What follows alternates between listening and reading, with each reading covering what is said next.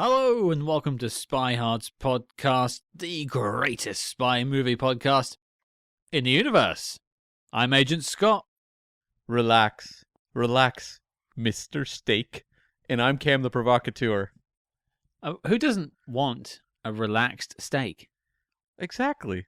Especially with like a gadget-laden grill. Yeah, I mean, you don't want to serve the steak at a restaurant and it's agitated. No, an angry steak. An angry steak, like it will be tougher to cut into. You want to slice it. You want it like a massage steak. It's ready to be chopped up. You want to attack that steak, not have that steak attack you. I feel like there's probably a low-budget horror film made in the 70s or 80s that's called Attack of the Killer Steaks. Or is it just called Steaks with an exclamation mark at the end? Ah, yeah. What's the pun you'd put on that for the tagline? Consider yourself well done. Oh, I was thinking, it wants its pound of flesh. Oh, that's good. In the sequel, this time it's raw. Oh, I love it. Take us back to the 70s. Me and Cam can make schlock films for everyone. That will be quickly forgotten like a lot of the Spyhard specials. And then in 30, 40 years' time, Vinegar Syndrome will pay us a lot of money to make a special print of it.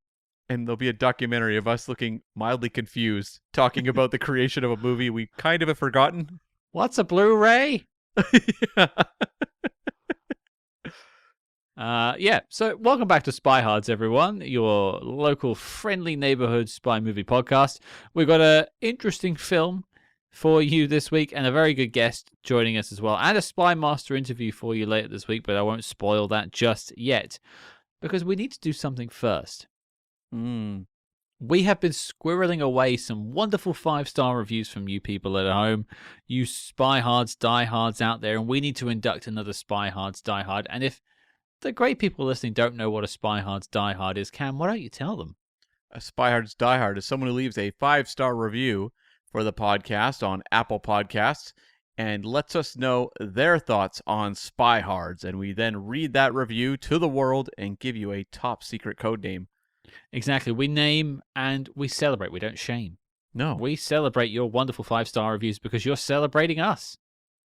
Exactly. And steak. Especially steak. Unless you're vegan, in which case it's a vegan steak. It's made of mushroom. And it's delicious, I'm sure. But I'll take the meat version, thanks. Yeah, so leave us a 5-star review on Apple Podcasts. I mean, you can leave it anywhere. You can scratch it into a bench somewhere if you'd like. You could write it in a letter if you want. But we need to be able to see it, really, is the main thing. So as long as it's 5 stars and we can see it, that's great. But if it's on Apple Podcasts and we can read it and your name is there, that's the best because we want to give you credit for such a wonderful thing you've done. So leave us a 5-star review on Apple Podcasts and make sure you leave a message in the review as well so we have something to read. And speaking of something to read, here is our latest Spyhards Die Hard. This comes from the United Kingdom, the place of rural Britannia, Cam. Yes, I don't know what you're referring to with that shade you're casting in my direction, but moving on. I won't explain it. Some people will get that. This comes from a person of great taste named Jarek. And they say, an excellent podcast, 5 stars. Came for the bond and stayed for the in-depth reviews, interviews, and discussions on all manner of cinematic intrigue. Boom.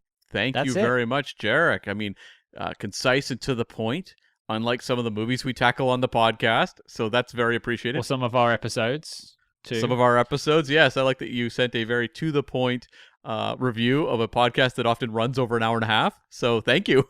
Yeah, and it's often like Cam's text messages. I'll send like War and Peace, paragraphs of stuff, and he'll be like, okay. Or a smiley emoji. Oh, it's whenever you get an emoji, you know I'm punching my own phone. I'll remember that. That's good. It is not happy days. It is a frowny face with a tear. Emoji. Emoji, exactly. But Jarek, thank you for the wonderful 5-star review. Be more like Jarek, folks. Leave us a 5-star review on Apple Podcasts. But Cam, we promised Jarek a code name. Now, there are two one could attach to the movie we're tackling this week. And one of them is kind of lame, and the other is almost so over the top that it's incredible. And so I'm torn, Scott. Rip Torn? You know, we have the Rip Torn. No, not Rip Torn. Oh, yeah, no. No. We do have the MacGuffin of this movie. It's called The Handle, and you could just call Jarek The Handle, which is sort of a playful riff on what the actual name would be. What is it? What's your handle? It is The Handle. So, kind of cute, but does anyone really want to go around and say my top secret code name is The Handle? Probably not. Maybe if you're a big, doorknob fan? Right. Are you well into your doors? Maybe you love a handle. Who knows? But I think that's a very small minority. Right. And the other code name you could have is the Dark Angel of Merciless Death. Which is very metal. It is very. I hope Jarek is very much into death metal, because this is very death metal. This is like raise your horns in the sky and bang your head, because my God, that is one hell of a moniker to draw from the Spyhards podcast. I mean, no one else would have a code name like this. If you don't lock down those social media profiles for this immediately, I will be surprised. Do it. Do it now. Do it now, and then tag us in a post and be like, "You did this, guys. This is your fault." That's right. And you have to have a flaming skull as your photo. Of course. That's a given. So just read it back for all those who didn't quite hear it before. What is the handle again? The Dark Angel of Merciless Death. Jarek, you are the Dark Angel of Merciless Death. Congratulations, and please be merciful when it comes to our death. Metaphorical death. Well, no, not literal. All death. I don't really. I don't want to die either way, particularly metaphorically or literally. So please be nice either way. Thank you. That's right. Like the ultimate cleaner in the spy world. There you go. Exactly. Jarek, enjoy your code name. Use it in all spy circles you inhabit. Use it to scare off any enemies. You've definitely set the tone with that one. They know not to mess with you. They would have messed with the handle. No, they're not messing with the Dark Angel of Merciless Death. They won't. They won't touch you now. You're invulnerable. No. Wear it with pride. Get a name like that. Join us on Apple Podcasts. Leave us a 5-star review. We'll read it out on the show. But we've spoken about it a little bit. Let's get to it. Operation Fortune. Here we go.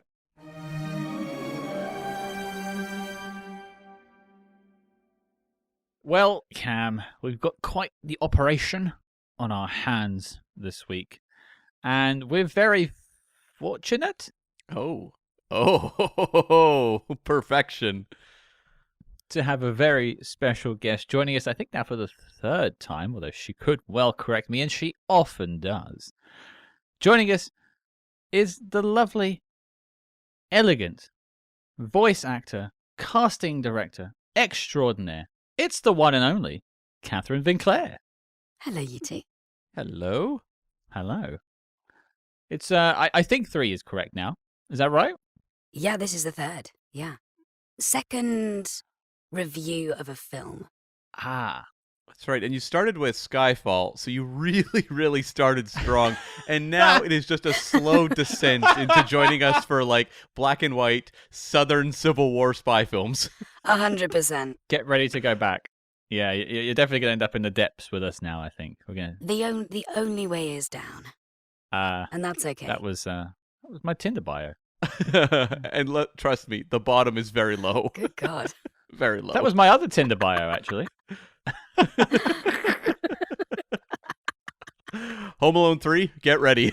Oh boy. Well, at least that's like a modern film. I think the fourth episode, but third review should be literally a World War II propaganda film that no one's ever seen. Yeah, we need to make sure it's been banned. It needs to have been banned in this country or something. Literally no one's watched it because they can't. One of the ones where I can't even use the posters online because they all feature swastikas. I'm not going to say let's do that, but... That's genuinely something that's happened. I haven't been able to promote certain episodes because all of the posters have swastikas on them. I'm like, I'm not going to post that on our social media. What am I supposed to do? Oh, good grief. Yeah, so welcome back. Pleasure to be back. What's new? What's been going on with you since you were last on the show? Well, I've cast a few games, acted in a few games, been a bit busy with a few Bond events here and there. Yeah, it's been a nice little mix of nerdy games and nerdy Bond things, and yeah. What are some of the games you've worked on? Oh man, I can't talk about the ones I've worked on. The problem is they make you sign a fat NDA, so you end up not being able to talk about any of your recent work. Heartbreaking. Which is perfect for interviews and perfect for spy work too. I was going to say, it is quite ideal for this podcast in particular. You may be the best spy guest we've ever had, because Scott and I are terrible. We've always joked we're the worst spies in the world. We just happen to co-host a spy podcast, but you've got the actual goods. But I'm a blabbermouth unless you make me sign an NDA. So I think I'm just as bad as you guys. It's just you haven't signed the contracts that I've had to sign. We wish we would be asked to sign contracts. No one's offering us any contracts. They won't even invite us to a football game. I offered to write my own contract.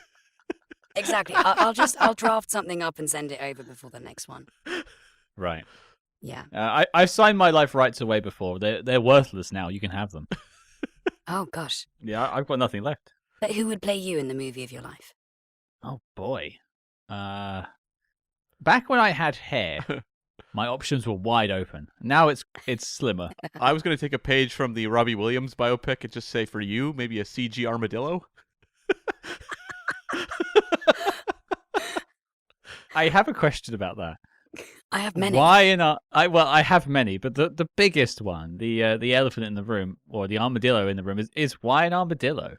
I was trying to bounce in my head between the two funniest animals I could think of, and the animal that was going to come out of my mouth was either an armadillo or a platypus. Oh, platypus. Yeah, they're cute. I like those. I thought you'd go for like anteater, maybe.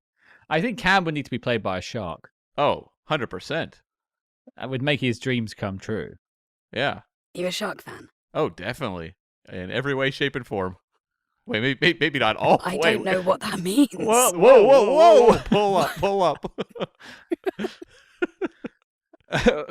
Yeah. Just don't dive down. That's the problem, I suppose. Tinder bio. I'm thinking of that Friends episode. Yes, I think that's the problem. You're thinking about that too much, Cam. Kathryn, what about you? What's the animal that would playing you in the movie of your life, or an actor? I guess that was the original question. Oh, I prefer animal. Okay, let's go animal, because actor is complicated. Animal, something small. One of those dogs that lives in a handbag. Oh, very nice. So you want to be carried around? Yep. That sounds pretty good. 100%. Yeah, I want a nice lazy life. Where, like, I have a really wealthy owner who just puts different Balenciaga bows in my hair before we go for a walk around the park. Like, yeah. So welcome to Spyhards, everyone.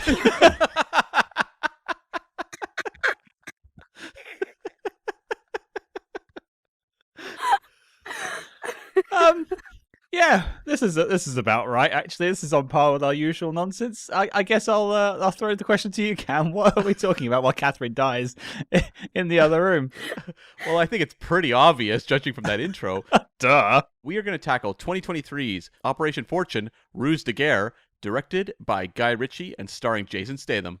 You're damn right it is. That's right. Was that an Australian Jason Statham right there? That's not a knife. This is a knife. G'day, mate. Bear. We're not high on fumes, folks. I can assure you all. It's fine. At least two of us are sober. Right. That's right. Well, yeah. Okay. Well, it's an interesting film. A lot to break down. I mean, Kathryn, you started with Bond. Now you're on Jason Statham, a man who looks also quite good in the tuxedo. Yes. No. It's a nice bit of eye candy. Should we start with that? It's a good-looking film. For sure. Definitely. I was going to ask, though, before we get into this movie, what are your experiences with the work of Guy Ritchie or Jason Statham? Good question. They're both... Do you know what? I've seen Jason Statham in more comedic roles. I've not seen an awful lot of his more serious stuff. So when he was coming up in this film, I sort of, for me, it set the scene of this being quite a sort of jubilant, fun kind of thrill ride, and not something I'm going to have to, I don't know, read up on history before watching to get the full context of. I mean, Guy Ritchie, he's just such an icon, isn't he? I mean, I've seen plenty of his films, but not in a while. But the problem is the second you start any Guy Ritchie film, you instantly know that it's his fingerprints all over it, every single second of it. Yeah, that's very true. I mean, Guy Ritchie is definitely like a house style at this point, and it was interesting. I was watching an interview with Guy Ritchie in prep for this podcast, and there's not a lot on behind the scenes on this one. We'll get to that in a moment, but for various reasons. But I was listening to an interview with Guy Ritchie where he didn't really talk about the movie at all, but they were asking him about like how prolific he is now. And he basically just said like he got tired of investing everything into one movie and spending 2 or 3 years obsessing over it. And he says he's kind of just wants now to just do maybe 2 movies a year, not think, work more instinctually, and just kind of like keep going. New idea, let's try this. New idea, let's try that, and do as much as he can, which is kind of like almost going more the Ridley Scott route. Yeah. Where he's just like, I just want to work a lot, and he goes, some will click, some won't, but I'm not going to obsess over it. He's one of those directors that's really found his own style over the years, because obviously his early stuff is just iconic. You know, we all, I don't think there's anyone who's into film that hasn't like fallen in love with Snatch at some point. But at the same time, compare that to Scott. Jesus. Oh my God. I'm herding cats. For the record, Scott is absolutely shaking on his chair right now. It's embarrassing. It's embarrassing for all involved, quite frankly. At his own joke. I know. That's the saddest part. No, please continue talking about Snatch, Kathryn. Thank you. Oh, for God's sake. Yeah, no, I mean, if you compare Snatch to The Gentleman or something, you know, he's clearly refined his own sense of what he wants to put across in cinema. So more power to him. If he wants to be more experimental, I am here for it. I want to see him sort of push the boat out and go even further into his already very well-honed style. Yeah, and like even in the interview, they brought up Aladdin, which I didn't think was a very successful live action adaptation that he made, but they were like, would you do an Aladdin too? And he was like, sure, why not? It was fun to work for Disney. Why not? Whereas like I look back at more when like Guy Ritchie post Lock, Stock, and Snatch, where he was kind of in the weeds a bit. He'd done like Swept Away, which was like widely ridiculed. And then he was like putting a lot of work into movies like Rock and Rolla, for example, that just weren't connecting. And I think Revolver was another one he did that, again, he was trying to do more of his thing and it just didn't connect. And I wonder if at that point he's like, okay, I am like way too emotionally invested in movies that aren't necessarily grabbing an audience. Maybe I need to just like try everything and see what actually, you know, what works for people. Well, that whole attitude sounds like it's born out of frustration. Yeah. Like I have given myself over. I could speak personally. I'm sure a lot of people listening can resonate with that too. You've invested a lot of time in something or a project for it to just fall on deaf ears. Mm-hmm. And so you're like, well, I guess you just do where the money takes you or whatever. Well, at a certain point, we're very used to actors doing one for me, one for them. So why not directors take the same approach? Yeah. Mm-hmm. Well, for those who haven't embarked on Operation Fortune Ruse de Guerre, here is your synopsis. Operation Fortune Ruse de Guerre. In this operation, everyone has a part to play. Special Agent Orson Fortune, which I'll take a sidebar. Okay. Either that name is utter genius or the lamest thing I've ever heard in my life. Discuss. Or both. Yeah, Can I put a vote in for it being one of the worst? you can. Oh. You can. Okay. It just really rubbed me up the wrong way. We'll leave it to everyone at home. Orson Fortune, does it work for you? Let us know. And his team of operatives recruit one of Hollywood's biggest movie stars to help them on an undercover mission when the sale of a deadly new weapons technology threatens to disrupt the world order. Bum, bum, bum. Classic spy movie setup there, yeah. Yeah, pretty cut and paste. It's something I run into more, I feel like, with movies nowadays, where there are more like, NDAs, going back to those, but they also want to keep it very vague in terms of the synopsis. So you'll read what's written about a movie like Mission Impossible or a new Bond film or something like Operation Fortune, and the synopsis that's out there is like the most generic thing they can say without revealing anything. Yeah, it's very handsome white guy with a briefcase and maybe a concealed weapon has to collect X and prevent it from getting into the hands of Z. Exactly. Yeah. Hilarity ensues. Yeah, I mean, and I think like one thing, just like going behind the curtain for a second, us reading the synopsis every week, it's kind of just to set the tone a little bit and set the pace of what this film's going to be about if you haven't seen it. But I realize like that doesn't really sell the comedic side of this film. No, think about Mission Impossible, but more quirky. Yeah, I mean that's not going on the back of the box, but it's spot on. Yeah. Yeah. That's the tone, right? For sure. I think that's probably what they were going for. You compare it to say like, because you read these press releases sometimes and they say like this is going to be when Jason Bourne met X. We'll go with X and Z again. And this is exactly when Jason Bourne met Austin Powers or something like that. It's not quite zany Austin Powers, but you know what I mean. Like that's the tempo here. Yeah, I mean there's a lot of similarities between this and Dead Reckoning, like a fair number of them. Even like down to like a set piece at the airport, for example, with a pursuit of a shady doer. All that stuff feels like it's there. You've got an AI subplot as well that's very prominent. But it's kind of like Mission Impossible. There's a higher level of almost self-importance. That's what I love about the movies, but there is a pretty high level of this is, epic filmmaking you're watching, and Tom Cruise's character is on a mission that really matters to the world. Whereas like Guy Ritchie's films generally have much more of a kind of tongue-in-cheek, you're along for the ride, don't take this too seriously, just have fun kind of energy. Well, you just watched the trailer for Final Reckoning, the last trailer they put out, and it's like, Ethan Hunt, you're the most important man in the world, and we're gonna die without you. Make a choice. And it's like, yeah, okay, I get it. Like, it's Mission Impossible, but at the same time, like, the guy still puts his trousers on the same way we do at the beginning of the day, at one leg at a time. He's not. Yeah. He isn't Jesus. Like, well, come on. Well, he's growing his hair out again. Maybe, he's currently dating Anna de Armas. Maybe he is Jesus. Oh, he might be Jesus. If he can pull that off, he might be Jesus. Should we be bowing down at the altar of Tom Cruise? Is that really where we all should be looking? I already am. He would appreciate that. I think he would. Let's get into this. Let's get into Operation Fortune. And I know you said there isn't much of a backstory, Cam, but there has to be something about this because the release of this was crazy. That's the story. It's the story of the release, not the story of the production that is really, out there.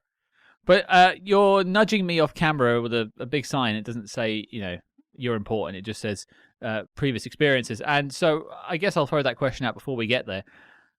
Kathryn, had you seen this film before we approached you to come on the episode? No, I hadn't. Were you aware of it at all? I think that's an important question. Do you know, it's one that I must have seen some sort of ad for. Maybe like a poster or something. Because I remember clocking that Aubrey Plaza was in a spy film and thinking, I need to add that to my to-watch list. But then it clearly didn't make enough of a splash for me to then be reminded some other time of it coming up in the news or whatever. So I never got around to watching it. And I think that might tie into what we talk about in a minute. Cam, any connection? Only that I remember when this movie was coming together, there was an announcement in Deadline or Hollywood Reporter, I can't remember which, announcing this as like Guy Ritchie is launching a new spy caper series or a movie that could become a series. And they were really like making a big deal about it. It's going to be like a globe hopping, team movie. You'll have Jason Statham. They announced that right up front. And I don't think they had the rest of the cast yet, but the idea was like this was going to be hopefully the first in an ongoing series of adventures. And so I was actually really excited because it's just someone making a movie like this that's outside of what we normally get. Guy Ritchie has his own energy, and if he wants to put his stamp on that kind of movie, that's cool. I would like to see this. And then I sat and waited for a long time, And I remember the odd time actually looking it up because the podcast was going. I was aware this was out there, Right. but it was like, there's been announced release dates and those have gone by. And then it just kind of quietly disappeared and I didn't get a chance to see it in theaters. So was this announced before we started the show back in 2020? No, I think it was shortly into that. So maybe 2021, early 2021, maybe. Okay, but early days for us. Yes, that's right. Yeah. My only connection to it, apart from just keeping tabs on it as we were making the show, it's like spy movies on the horizon, was I actually watched this on an airplane, That's right. which is the perfect place to watch this film. Okay. It's got that kind of vibe. Yeah. Drink service was coming around. There was champagne aplenty. I was just chilling out in my lovely seat. And were you in the first class kind of atmosphere that Jason Statham was in? I actually was, yeah. Perfect. Well, there we go. Yeah, it was great. There was no Aubrey Plaza there to sort of, give me something to talk to or talk with. But yeah, a lot of tired air stewards that just wanted to go home. And there's me like demanding another bottle of champagne as I'm watching Operation Fortune. Did the champagne help the experience of watching the film? We'll get to that. Because there was no champagne today. Mm-hmm. There was no champagne. Nor little slippers or a comfy chair that reclines. But we'll come back to it. But let's get into the behind the scenes. Cam, you've teased us too many times now. What is the story? Well, I mean, we mentioned up front, this was directed and co-written by Guy Ritchie, who got his start in short films and then music videos, and then exploded with Lock, Stock, and Two Smoking Barrels in 1998. And that was like an across-the-board connector, like not only, in Britain, but also in North America. I remember he won, I think the MTV award in North America for that movie. So it was, also really popular with younger people. And it seemed like this was going to be the next Tarantino, kind of the next big film geek come movie director kind of superstar on the rise.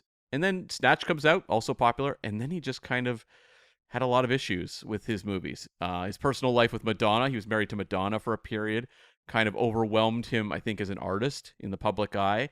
And then just movies that didn't connect until really it was like Sherlock Holmes in 2009, which was a huge hit, and brought him back. And he did Man from U.N.C.L.E., which not as successful, but gained real traction at home.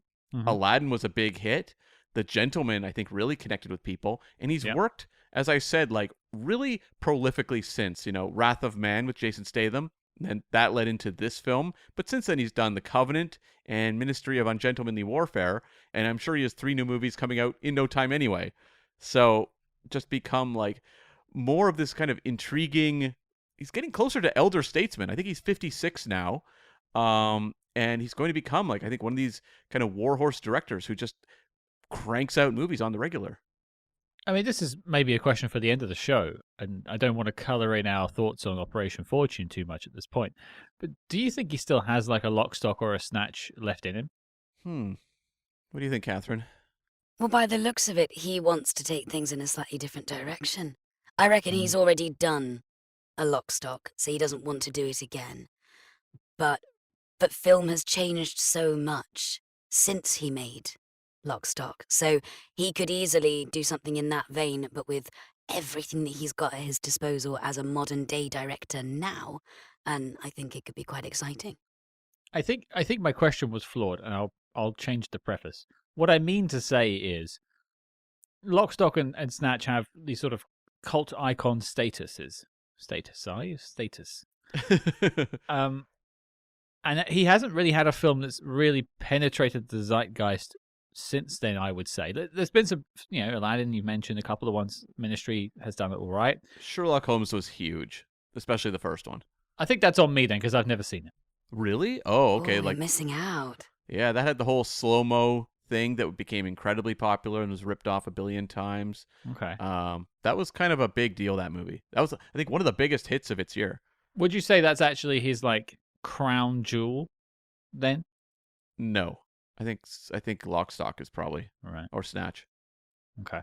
I'm just curious. I can only say I haven't seen that film. I can only put my hands up to it. I just wonder if he will ever have a film that will like make vibrations again. He's clearly trying. Yeah. He keeps throwing mud at the wall and seeing if it's going to stick, and he seems to be getting halfway there with most of the things that he puts out. Yeah, it's like, I guess the question is more like, will he make a big personal film again? Because, I can look at Sherlock Holmes and say that's a massive hit, or Aladdin's a massive hit too, but are they really personal Guy Ritchie, passion projects? Yeah. Probably not. I don't know. I do wonder if, like, Swept Away really really stung him big time. That was a remake, but it was a situation where he, I think, was like, I am going to cross over into like making like big dramatic films, and that movie was like the laughing stock of the world when it came out. I've never heard of this film until you've mentioned it. It has 3.6 on IMDb. Yeah. And it stars Madonna. So Yeah. yeah.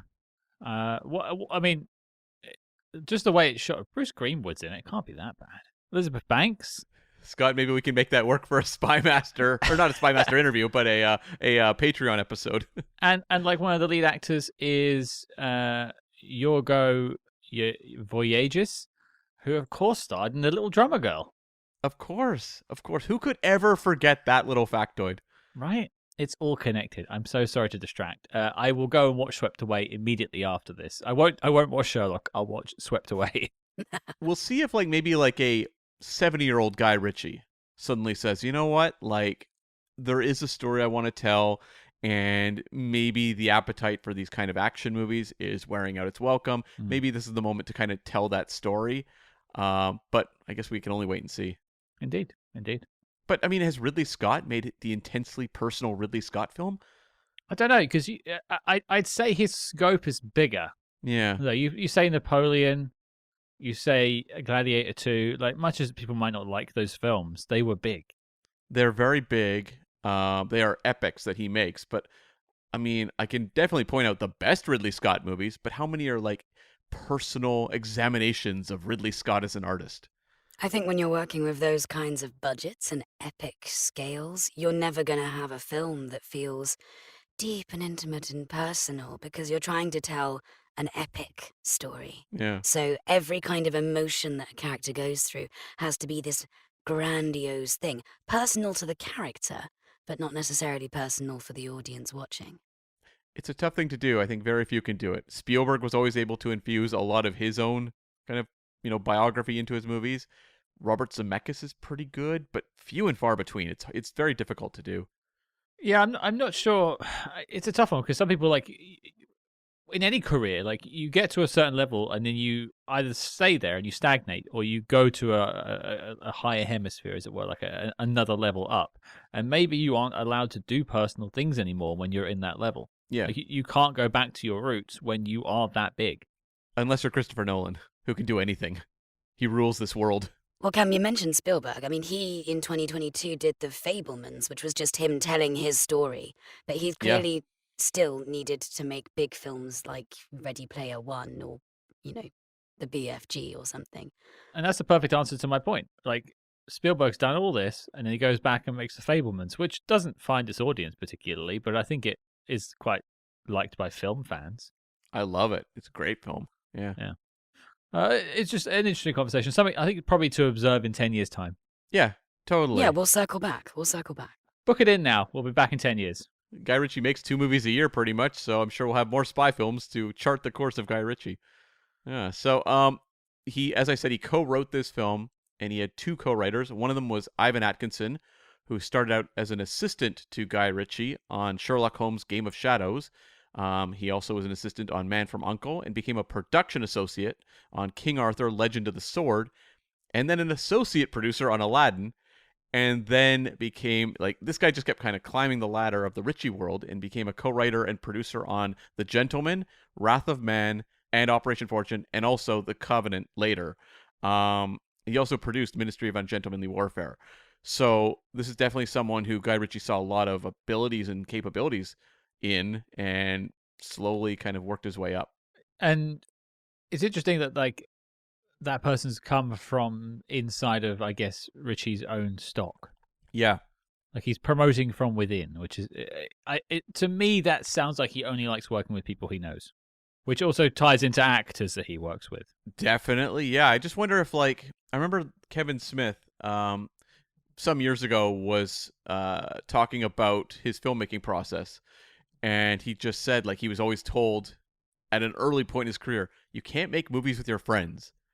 And Kevin Smith just said, why?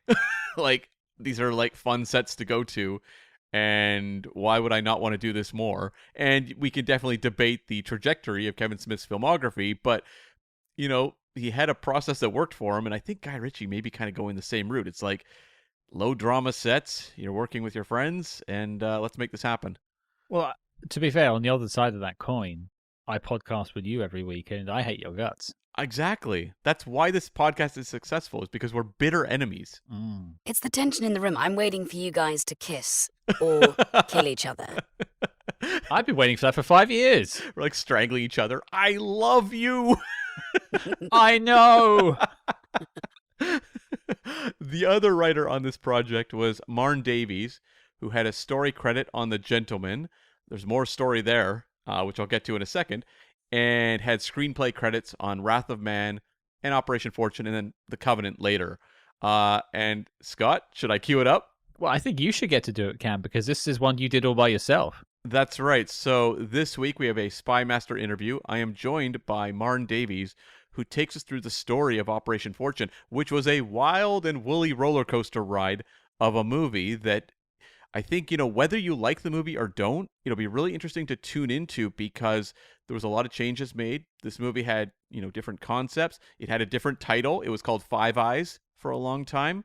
And the story of Operation Fortune is not a simple one. So tune in, and Marn was really prepared. He had his original notes, and he takes us through the dates of when things were being changed. So this is a really great interview.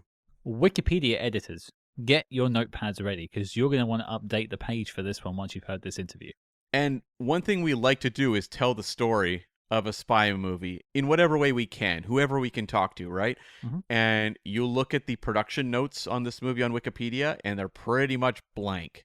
And Marn, in this interview, really lays out the kind of beginning, middle, and end of the journey that was Operation Fortune. Yeah, it's I haven't even heard it at this point, so I can't say it's a great interview, but I know Cam is the one leading it, so it has to be good. That's right. That's right. That's the positivity we like around here. I don't hate you, really. Freed from the anchor that is Scott, tied to my ankle, I soared, and this interview soared with me. Well, tune in Friday and find out how he fares by himself. The last time he did this was with the recently passed Bruce Glover, I'll have you know. So you can't make any jokes back at that. No, that is very true. Yeah, that was a crazy interview.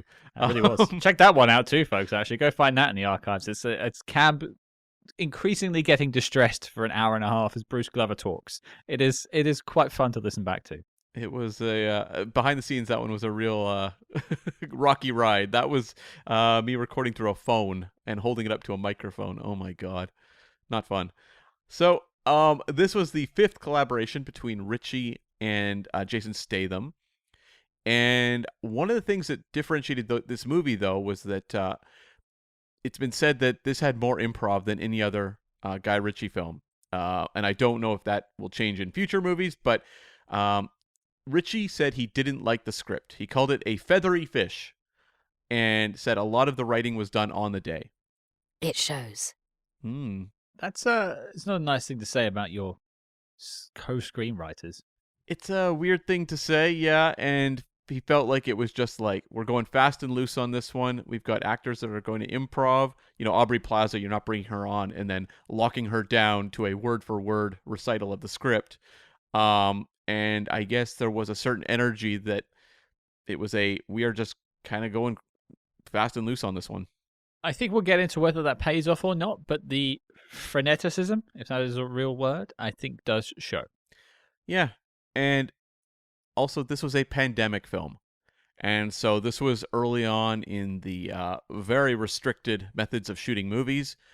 Some movies, you can't see it. You watch The Batman, the Matt Reeves movie, and you go like, really? This seems like a massive movie. Like, I think that one really clicks. But there's other movies we've talked about, Scott, on the show that were pandemic films that feel very awkward, and actors feel isolated. So we can talk a little bit about that. Whether you could feel that in this movie, but it made the shoot much more difficult, and they pretty much had to shoot almost all of the movie in Turkey, which is an interesting kind of decision. And they basically had to make this decision with a movie that's a globe-trotting spy film. And it's actually interesting because one of my notes is I think they make good use of some real locations, but I guess they aren't using real locations. Yeah, there would be inserts. They would have gone and probably Sure. shot, locations, but they weren't Backplates putting the and stuff. actors there. Yeah. Yeah. I appreciate they were trying to make films at that point. Whether it was wise or not, I don't know. But people there were getting paid at least, Mhm. and there were a lot of gig workers that work in film industry that just are paid per film, and they weren't getting paid during 2020. Yeah, totally. Yeah. And so there was a lot of theatrical hiccups for this movie, which we referred to earlier. Yeah. It was originally scheduled for January 21st, 2022, and then it was pushed to March 18th, 2022, and then pulled from the slate entirely a month before that date. And Styx Entertainment were behind this movie and were going to distribute it, but something happened, and it was the Russia-Ukraine war. And you had a movie suddenly with villains who are Ukrainian. Right. And this movie was in a very difficult place. And so Styx was like, we don't want to deal with this. We are selling the rights to this movie to Lionsgate for US distribution. And Lionsgate released it March 3rd, 2023. So that's quite a ways after this movie was made. Mm-hmm. And so, as I said, in theaters, a small select number of theaters, March 3rd, but on streaming 3 weeks later on March 21st. So it wasn't even like, let's build this up into a big theatrical release. This was a bit of a preview for the streaming. And do you have any sense of what happened over the pond, or would you like me to fill that bit in? Go ahead. It didn't come out at all for a while. Yeah. Not even in March. We had to wait a few months, I think, for it to then just unceremoniously be dumped on streaming. Right. Yeah. It was, and it was like, it quite crazy in the sense of you'd think in Guy Ritchie's home country, maybe not a theatrical release. I can see an argument against that if it's already on streaming in the States, but at least like make a song and dance out of it and put it on streaming, because like there wasn't even any fanfare. It was just sort of dumped on Amazon Prime, I think. Which I think feeds into Kathryn, what you were saying earlier about like kind of not being particularly aware of it, apart from maybe the Aubrey Plaza of it all. Like it went past you because there was no fanfare. Exactly. It's really, really hard for any film to stand out in sort of the modern day because obviously everything's got so much marketing being thrown at it. But couple that with where the world was at culturally, and were people even prepared to go out and watch a new film when the world is on fire in several ways? Which is all calmed down now, which is great. Yeah. Things are Yeah. great. Like, everything's fine. We solved everything. Yeah. We're not burning. It's fine. Minecraft saved movies. We're good. Pure cinema. Chicken Jockey is the one. That's right. That's right. First Minecraft, and then the next Operation Fortune film, right? We're good to go. Yeah, there'll be a sequel to this, I'm sure. Yeah, so the budget for this was $50 million. Domestically did 6.5, so that's North America. International 42.5 for a worldwide total of $49 million. The whole story of the behind the scenes of this film is bungle after bungle. But it's interesting because when we talked about Ministry of Ungentlemanly Warfare, we talked about how like that wasn't released in theaters a lot of places. It didn't play in the UK, it didn't play in Canada. And that's been the case with a number of Guy Ritchie movies lately, where they may have gotten American releases, but they did not play, especially in Britain. I wonder if it's something to do with like they polled it and his films play best to the States? It could also just be who's funding his movies, and they're more interested in streaming. Yeah. I mean, these are the things we may not know. These are the things you might uncover in the interview on Friday. Marn does talk about the theatrical release quite a bit in the interview, yes. There you go. Something to look forward to, folks. We can't give you all the answers, but we can point you in the right direction. Right. And it's this Friday. Hit subscribe, I guess. So at the worldwide box office for the year of 2023, this landed at number 92 between There's Still Tomorrow, which was an Italian comedy drama set in post-World War II Rome, and Missing, which, for those that don't remember, was the sequel to kind of the quasi-sequel to Searching. Searching. Yeah. I didn't know it had a sequel, though. I watched Missing on a plane and tying it all together, and it's actually pretty good. Does it keep the same, like, web chat format? It does, yes. I would recommend it. Who's in it? Storm Reed is the star. Okay. Yeah. Interesting. Right. Yeah, the top 3 for the year. Number 1 was Barbie. Number 2 was the Super Mario Brothers movie. And number 3 was Oppenheimer. Man. What a year. What a year Barbenheimer was. The last great year. Did you guys dress up? I wore all black I guess I did too. purposely. Yeah. So I guess that's dressing up for me because I'm not in lounge. I wasn't in like lounge pants for once. I was wearing trousers, which is rare for me. But I did see them back to back. I did do the full Barbenheimer. In what order? It was Oppenheimer first, then Barbie. That's what I wish I'd done. Yeah, I felt like you wanted to go heavy first and then have like a sorbet at the end.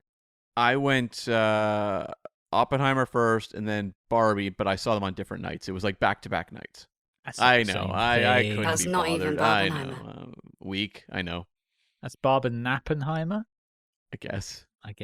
Doesn't quite roll off the tongue, does it? I'm very old and very tired, Scott. I assume, Kathryn, you did it the other way around. So you went Barbie, then Oppenheimer. Yeah, and it was such a mistake. Did you dress up? I did. Yeah. I had the delight of getting awkward glances from like the most judgy group of teenage girls as I transitioned from my Barbie get-up and then scraped off all my makeup and took off every accessory in the world to transform into my very bland, very depressed Oppenheimer do. I mean, you say that they were gawking, but you did do it in the middle of the foyer To in be front fair, of everyone. Yeah. I should have stopped singing "I'm Just Ken" all the way through. You were enough. I was For us. enough. I really wanted to get that jumper from that film, but I could never find it on sale anywhere. It was a really cool. Like, I don't think I'd ever wear that rainbow pink thing out of the house, but in the house I would be rocking it. No. I want like an Oppenheimer version of the "I'm Just Ken." Like now I am the bringer of death. Now I am become death. Now I yeah. am become death. Yes, but in the Ken font, in like a fuzzy rainbow jumper. Yeah. I quite like that. Make that happen, internet. It's out there now. I'm sure it does. And I just had one final note on this movie, which is actually more about Guy Ritchie. Because we were saying, he's become very prolific. He has 2 movies coming up very shortly. One of them is In the Gray, about extraction specialists, starring Isa Gonzalez, Rosamund Pike, Henry Cavill, and Jake Gyllenhaal. 3 actors out of the 4 he's worked with many times. Jake Gyllenhaal, I think, just once, but the other ones he's worked with a few times. Has he worked with Pike before? Not with Rosamund Pike. That's the one he hasn't worked with. That's what I'm excited about. Yeah. Interesting. And then he's got another one coming up called Fountain of Youth, which is an epic adventure film starring Isa Gonzalez, Natalie Portman, Stanley Tucci, and John Krasinski. I'll watch anything with the Tooch. Yeah, I was going to say, if Stanley Tucci is in it, I think Hannah will want to go, so I'll be going to see that, I'm sure. It's clear he has a good working relationship with Isa Gonzalez, though, because she was in Ministry of Ungentlemanly, and then she's the head of these 2 movies as well. Is that what we know her from? Yeah, she was in Baby Driver back in the day, so she's been in several things. Uh-huh. Ambulance. Okay, there you go. Well, I guess we should talk about it, folks. Yes. Operation Fortune, Ruse de Guerre. It's time to talk about it. Kathryn, you're our guest. Lady Vinclaire herself. She's graced us once again with her presence. I tend to think of us as like, if we're the Thunderbirds, you're definitely Lady Penelope. Well, thank you very much. I'll take that. I'll be the I'll be Scott Tracy because it's Scott. I guess you'd make would Cam be Brains, or would he be your driver? I forget the name of that chap. Parker. Parker. Yeah, I guess he's not British enough. You to be are Parker. wearing a hat. Ah. Okay. Okay. Yeah. Damn, you're halfway there already. He's halfway there. He's never seen Thunderbirds, I don't think. So this is all flying over your head. We need to pop that cherry. I saw the movie. You saw the live action film. Correct. Oh boy. Yes. Ooh, Yes. I'm so sorry. We're sorry. Yes. Yeah. A moment's Yeah. silence, please. Yeah. That was a weird moment in time. I think we've had a couple of requests to do the Thunderbirds film and the original two films they made in the 60s because of Lady Penelope, because she does spy stuff in all of the three films. They are on our list. So maybe. So, Yeah. Maybe we'll do those. FAB. Well, I'll see you then. FAB. Kathryn, you're up first. What did you make of Operation Fortune? This is a tricky one. I feel like I'm going to come down really hard on this film, but I actually did have a decent time watching it. I think the problem is, I don't know how your listeners like to watch films, but if you ever like to play spy cinema bingo and turn it into a drinking game every time you see some sort of cliche from a spy film, not saying that's exactly how I watched it, but that's what I wished I'd had started doing, you would be catatonic by about 20 minutes in, because it's like someone's gone, okay, right, what's every spy film got? Okay, we need more of that. And then turn it up to 11, put a load of actors that you recognize into it, but then don't quite pack enough atmosphere and character into it. It's got all of the makings of a fantastic start to a series that could have gone on for many, many films. You've got some really well-cast people in this. I want to call out Eddie Marsan. I thought he was extraordinary in that role and didn't get enough screen time. And how do you pronounce his surname? Cary Elwes? Yeah, Elwes, yeah. Yeah, Cary Elwes was fantastic in that role. And I think, Aubrey Plaza's just brilliant in anything. And I guess Jason Statham's a fair bet. Hugh Grant, you've got to ask yourself why did he want to do that accent so badly? And does it make his character completely annoying? Oh. I will come out on the other side of the Hugh Grant argument. I'm very much for him. Yeah, I think he's like the lifeblood of this film for me. With his Michael Caine impression? Yeah, Michael Caine. I am Hugh Grant. Yeah. You take the H off, he's Hugh Grant. I think that the core of what you said there, Kathryn, is spot on. Like, this is filled with tropes and filled with promise. Mm-hmm. Mm-hmm. Like, there's something in here that works. If you didn't watch the film and were just looking at screenshots of it or reading a synopsis, you'd go, oh my gosh, you guys, the best spy film has just been made, because look at it and listen to what's going on in it. But then if you actually sit and watch it, you go, well, God, why is this all just caricature, but nothing seems to have any real heart or drive behind it? Yeah. I think, like, for me, it's not a bad film. Mm-hmm. Like, I didn't dislike either of my watches. One was fueled with champagne, which always makes things better. But the second one was sober, and there were moments I chuckled. There were things I laughed at. There were set pieces I thought this is interesting. Characters I thought that were interesting and could have had more done with it. But I just felt there was so much left on the table with this film. Like, it never ever achieved its promise.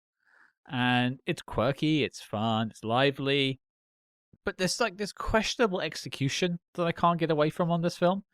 Like, it feels like it's a jumbled load of ideas that just don't come together in the end. Like, there are some weird camera shots that they've chucked in here, some odd editing that stuck out to me. It felt like it was being led by someone, and this could be Guy Ritchie. I'm sorry if I'm pointing my hands at Guy Ritchie and I speak to him in the future, but I feel like you had something here that could have gone on for more, and I think you dropped the ball.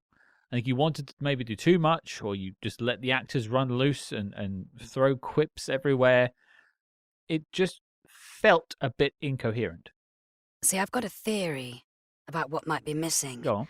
I feel like this is a film that tried to pack so much into the narrative, whilst ticking a few character boxes, that the narrative took precedence over how the film was driven, and then these characters are just kind of slotted in wherever it seems to make sense. But then that makes it difficult, because you can't care about a caricature character if they haven't been given very much personality.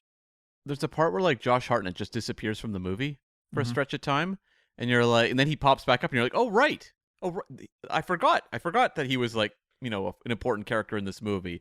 And that's where you kind of realize that the plot kind of ran out of uses for him for an extended stretch of movie. Do you think this film, I'm so curious to get your guys' perspective on this specifically as the spy film experts.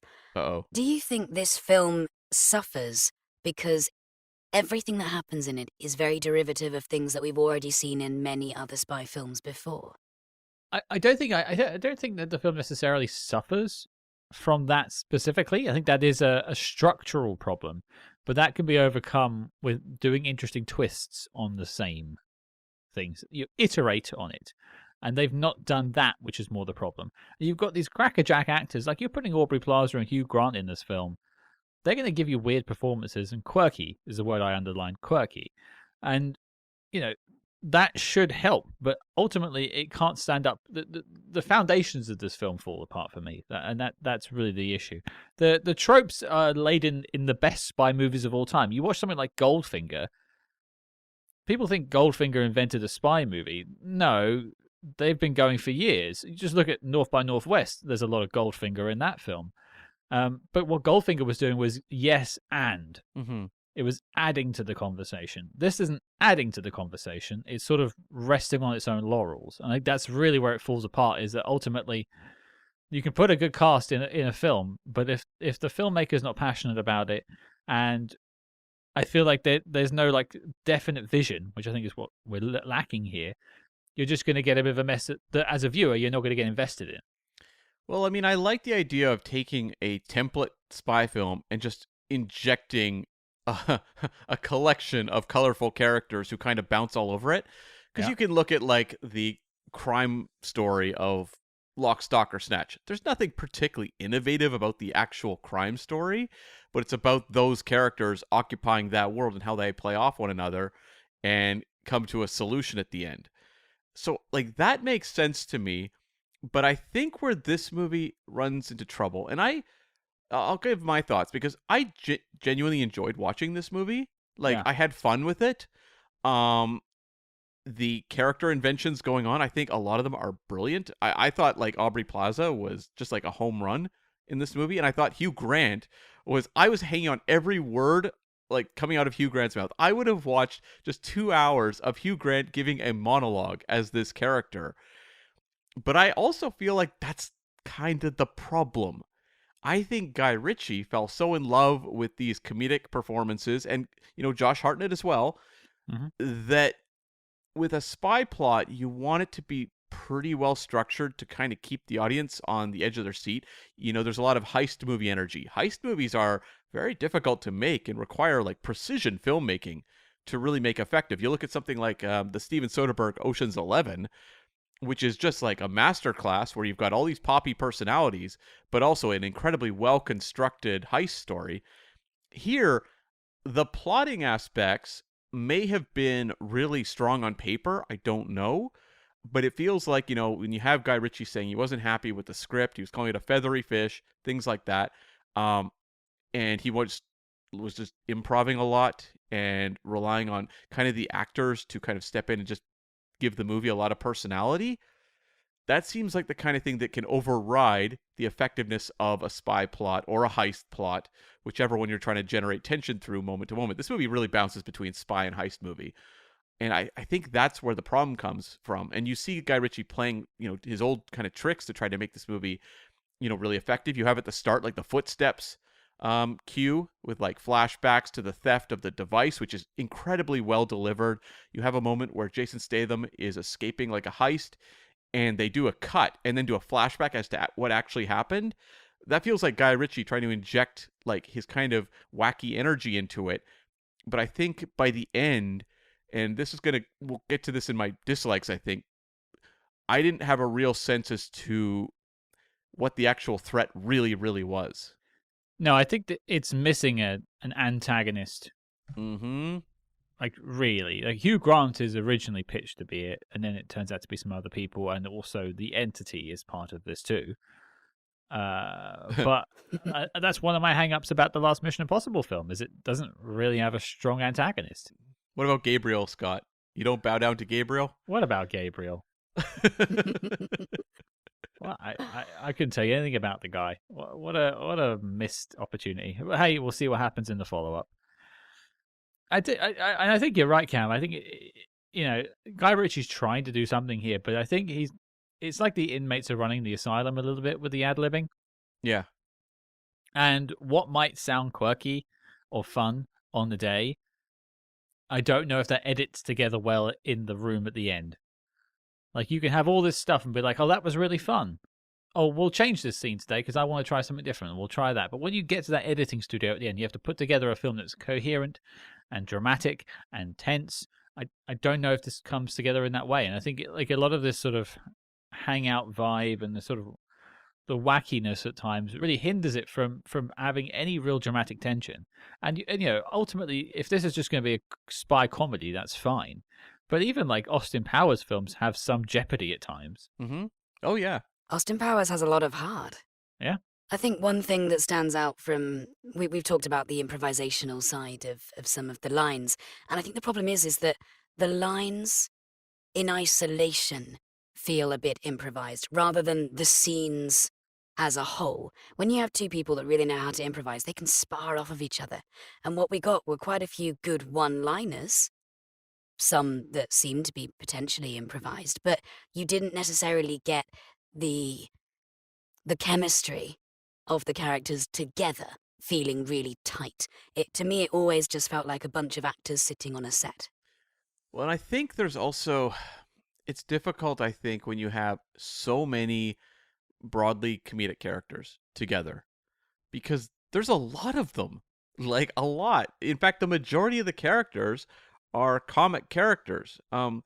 Even Jason Statham, who's a little more of the straight man in this movie, is still pretty quirky and also very dismissive of everything he's doing, which you want one character who's like genuinely invested, I think, and you don't really have that. Because even like the boss, Cary Elwes, who's overseeing them, like the handler, he's like just tossing jokes left, right, and center as well. Everyone is kind of making fun of this, which I think might have been more successful if the plot was simpler and you had a focused antagonist. Is that the magic bullet that would save this film? I mean, who's to know? Like, I don't even know what the original script was like, right? So, I mean, it's impossible to say. If you could say, yeah, that's the thing that does it. It's a perfect movie. If you do that, no. I mean, there's no rules to how you make a successful movie, right? Well, I'd say just maybe 20% less of everything would have improved this film, because it's just a bit overstuffed with things that are just there because they can be and not because they should be or actually do a great deal to improve the sense of characterization or drive the plot forward. Well, I think then before we maybe dig in a little bit deeper and try and find out how we fix this film, let's talk about stuff that we liked. Let's celebrate it, because making a film is hard, even harder in COVID. Like, an achievement in itself that this even got made. So let's just remember that. Yeah. Frame it that way.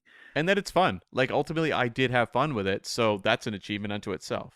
I've watched it twice, and like the second time I had to go back to watch it for this, I wasn't like, oh no, I have to watch Operation Fortune. I was like, okay, let's. It's been a year since I watched it. Let's see what I remember. And you watched it twice in the space of a month, Cam, from doing the interview. Yeah, it was like, I think 2 weeks apart or something, and I had a lot of fun with many aspects of it. So yeah. Yeah. Kathryn, why don't you lead us off? Something you want to celebrate about Operation Fortune? Yeah, a couple things. I thought the art direction on this film was really, really good. I think they did a brilliant job of making it look sexy and opulent, and the costumes were fantastic. And I think that's something that it's something that I want to see in a spy film. If we're playing the drinking game of spy cinema bingo, then there needs to be people wearing suits and combat gear and sexy dresses. And I think we've talked a lot about characterization and what the actors gave to their performances. It's a little bit like watching Cluedo or something, where you can tell instantly by looking at each character exactly who they are, exactly what they're about, because their costumes tell you everything. And I think because it's such a dazzling film in terms of so much action happening, and the next scene and the next scene, and the amount of sort of drive that carries this whole film, it's easy to overlook something like, well, what are the costumes like? Yeah, I mean, they give Jason Statham the big like tuxedo moment, and Hugh Grant's like billionaire arms dealer get up is very like representative of the character. the thing is, like, when this pandemic era was going, movies tended to look bad. We saw a lot of movies that looked very junky, were clearly shot on green screens. There is some of that here. I think there's, like, the whole scene on the boat. I was never convinced at all they were on a boat. But by and large, I think this movie does a pretty good job in actually looking like a, $50 million spy adventure. It doesn't look like there was even Marvel movies that looked like they were just in hallways and offices where you'd go like, what is this? And I remember a whole season of Star Trek Discovery where characters were just talking to each other through communicators in separate rooms. And it was like, oh my God, like this is unwatchable. Like, just at the time you're like, I'll take it because it's as good as it gets. But like, this is a case where I think they actually pulled off quite a bit with limitations. Wait, are you saying that having them film in separate rooms was the thing that made Star Trek Discovery unwatchable? Careful. I mean, no, there's other elements, but like, it just from a film craft level, Yeah. it was like, this is like the kind of thing that we're willing to put up with because of the conditions and the pandemic. But to watch it, say in like 2030, you'd be like, what is going on? What is this? Yeah. I think you're bang on though, Kathryn, with that. I was, because I said I was surprised that with Cam said it was all filmed in Turkey. Now Turkey's a very big country, lots of places you can go. I'm sure there are lots of sites and places you can shoot. And so I got the impression from watching this film that it was a high flying, world traveling spy thriller, and I was surprised to hear it was all shot in Turkey. So I think they did a lot with that budget that they had, and we've watched films recently that had a much higher budget than this that didn't look any better. Mm-hmm. I'm looking at you, Captain America. Oh boy. Yeah. Can I give a shout out to the scene with the soundtrack of Raindrops Keep Falling on My Head? I thought that was a fabulous needle drop that really elevated the atmosphere of the film. We've talked a lot about how there isn't enough atmosphere in this film. There's heaps of it in that scene. Mm-hmm. Yeah. There are some really good moments as well. Like alongside that, that'll be one of my likes. I'll bring it up in a second. But that's a good starting point. And I'm sure Cam is itching to reference the Paul Newman film that was playing on the screen at the same time. Oh, Butch Cassidy and the Sundance Kid. Yeah, I mean, that is, Marn talks about that in the interview, but that's one of Guy Ritchie's favorite movies of all time. That's the Robert Redford, Paul Newman Western, which I'm sure we could do on the Patreon one day. But yeah, that sequence I thought was very stylish because you also have a lot of moments where it's Aubrey Plaza talking to Jason Statham through a mic. And I don't know if you noticed anything about the framing of that, of her talking into the mic and the way he was shooting that. Did you? Kathryn's nodding her head. What did you pick up on? I got something out of it, but I don't know if that was intentional or not. Okay, let's move away from Scott. And Kathryn, what were you thinking? Well, it's the close-up on her lips, which is just such an iconic way to shoot a female voiceover. I feel quite nervous saying that. No. I was immediately thinking of Uma Thurman in Pulp Fiction. And that's the moment where she's talking through the PA system to John Travolta in the house. And we know that Guy Ritchie likes to take from Tarantino. Very nice. I also was put in mind of the secretaries in John Wick. Whenever they're giving the announcements, it's always that close-up of their lips and the microphone. And that's how people like to imagine Scott and I every week. Yeah. I've got lipstick on right now. I'm leaning right in. I'm breathy. I'm heavy. It's all there. I've cropped both of your videos, so it's just lips and a mic. It's working wonders for you, I'm sure. I know what I want. But like, I'll jump off that. It's a great point, and I think like that's a really good scene.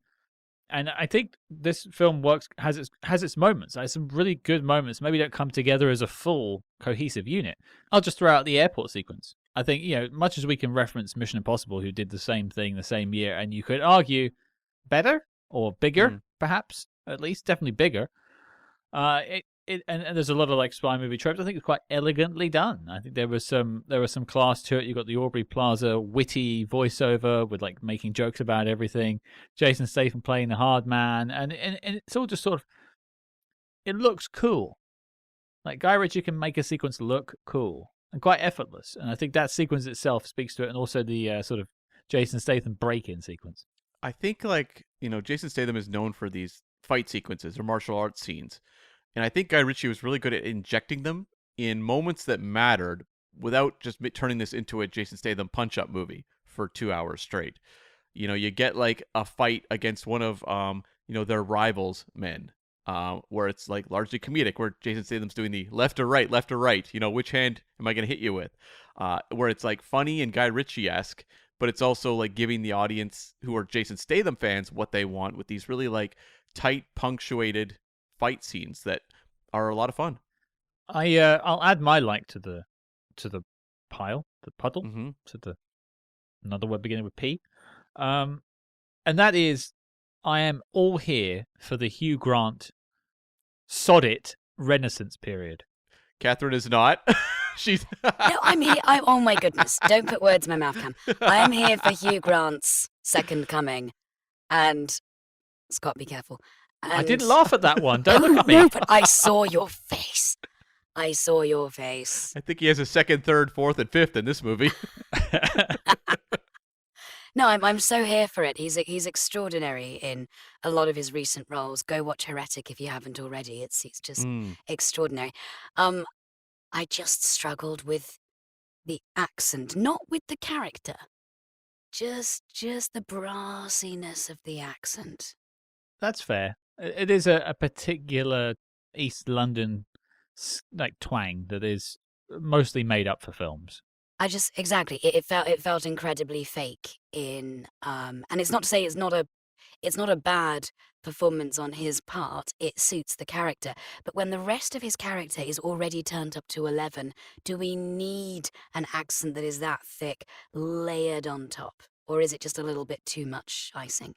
My favorite is the Josh Hartnett iteration of it at the end, in the end credits, where he's pretending to be Hugh Grant right. as a Scouser.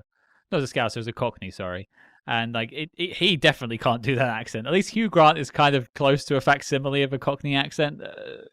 Josh Hartnett does not have it in his wheelhouse. I feel bad for Josh Hartnett because I feel like he read this script and he's like, oh, I get to be like the wacky kind of parody of a movie star. This is going to be so much fun. And then he shows up and gets completely blown off the screen by Hugh Grant. And Aubrey Plaza. And Aubrey Plaza. But Hugh Grant in particular, because that's who a lot of his scenes are with. Yeah. And you have Hugh Grant. I mean, this is a movie star. This is a movie star in all caps performance where he shows up. You have scenes of him like flirting with Aubrey Plaza, which are just hilarious. I feel like almost every line Hugh Grant says in this movie, he makes funny somehow. And he's doing a bit of a riff off his character in The Gentleman here. It's a little bit of, hey, Hugh, we liked what you did there. Do a bit of that here. But when you get that moment at the end where he comes into that room and is giving like the speech, like the monologue to the tech guys, and is in complete control of the situation, bringing missiles down to destroy all the dishes, and you understand why he is like this, this like, what is it, dark angel of merciless death. You're like, I mean, curtains. Like, that guy just stole the entire movie in that moment. I didn't see that. The first time I saw that film, I didn't see that twist coming, and it's nice to see him like, because he's really playing the fool for a lot of this film, and in that moment he becomes deadly serious, and you see what because you don't really ever get to see this evil person underneath until that moment. You're like, oh no, this guy is capable of some dark stuff. Yeah, and and you just got to think, just to the Hugh Grant Renaissance. I'm just looking at his IMDb. This same year, he's dropping Dungeons and Dragons: Honor Among Thieves, and he's playing an Oompa Loompa in Wonka. Yeah. Like, he is just willing to take anything that he finds fun now, and I am all for that. Just think about the boy that was like, or not the boy, the man that was sort of shoehorned into playing this British, idol of a like knight in shining armor and all those comedies in the early 90s into the early noughties, and he could only ever play that type, and he's finally like shaken off that skin, and I'm so happy that he's having the second wind, because it just seems like every time I've seen him in interviews, he comes across as a very grumpy man, but I think he's very earnest, and I just, something about him just seems quite genuine. He might actually be a terrible person, I don't know, but I don't know, something about him just speaks that it speaks to his like integrity, like there's like an honesty in his performance these days. Like, he's doing this because he's interested. He doesn't need it, doesn't need the money anymore. He's like, no, this character interests me. I'm here because I want to be here, and that's interesting. When he first opened his mouth as Greg Simmons, I had two pretty simultaneous thoughts. The first was, oh, I'm not sure if this accent is for me. But the second was, He's bloody enjoying this, isn't he? He's relishing this role, and it's just very lovely to see. I wonder if it's age too, because when Hugh Grant's younger, it's like you have to maintain a certain status as a leading man. He's doing a lot of celebrated rom-coms. Obviously, Four Weddings and a Funeral and Notting Hill. Yeah. And then doing like these smaller dramas like The Englishman Who Went Up a Mountain, went up a hill and came down a mountain. Music and Lyrics, another one. Yeah. Showing up in Love Actually. It's like they have to maintain the Hugh Grant brand. And yes, he can play a little bit of a bit of a sleazy guy in Bridget Jones, but the audience still loves him in those movies. And he's young. He's a kind of like movie star that they're marketing for looks and charisma. But when he gets older, it's like, hey, I'm like 60 something. I can do whatever I want. I'm going to work forever. Like Hugh Grant will work until the day he dies if he wants to. And he can do 5 movies a year. He's kind of entered his Michael Caine, whatever, I'll show up kind of, point of his life, or Samuel Jackson kind of point in his life. Mm-hmm. And he's obviously taking a lot of roles where he goes, I can have fun with this. I don't know if either of you saw when he was out promoting the Dungeons and Dragons film, he did a Wired autocomplete interview.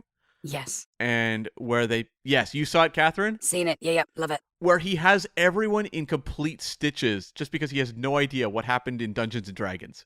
It's extraordinary. I need to track that down or post it online this week. Okay, I'll go find this. There's 2 of those interviews I would recommend to everyone. The Hugh Grant one, because he just kills everyone trying to describe the plot of the movie when he clearly doesn't care. And the other one people should check out is the Christopher Nolan, Robert Downey Jr. one, where Downey Jr. has Nolan like tearing up and convulsing with laughter for like 15 minutes straight. Sign me up. It's a new, off topic, but it's an interesting topic to discuss for a second. Is this new world of people plugging their films through these sort of social media outlets and YouTube videos and stuff like that? Because back in the day, you'd do press tours. There'd be electronic press kits and stuff like that. That's how they would promote films. Now they're going on Hot Ones. Yeah. Very different world. Or podcasts. We've had people come on to promote their films through our podcast. Totally works. And we love it because it gets a few more eyeballs on the show. Synergistic, and it all works. One thing it takes away from is bonus features on DVDs. Yes. Because they're not going to put the Hot Ones episode for that Jennifer Lawrence comedy film she put out a couple of years ago on the DVD bonuses for that film. No. So it's on YouTube in perpetuity unless that show gets shut down. But it is an interesting change in the way we promote films now. It is, yeah, and also just physical media is largely dying, so they don't care about that stuff anyway. Yeah. I'm not saying I necessarily miss the Talking Heads interviews that were felt like death sometimes, and I've been to them. I've been to these press tours, and sometimes those stars feel like they are drained because they've been talking to the same people all day, asking the same questions. Yeah. But I don't know. There is it definitely has changed, but it feels like they're just trying to chase, not fame, but chase virality. Mm-hmm. Oh, we'll go on Hot Ones and I'll choke on a wing and then it will go on TikTok and then maybe some people will go see my film. It is just weird. That is modern marketing. Yeah. Maybe we should be eating Hot Ones, Cam.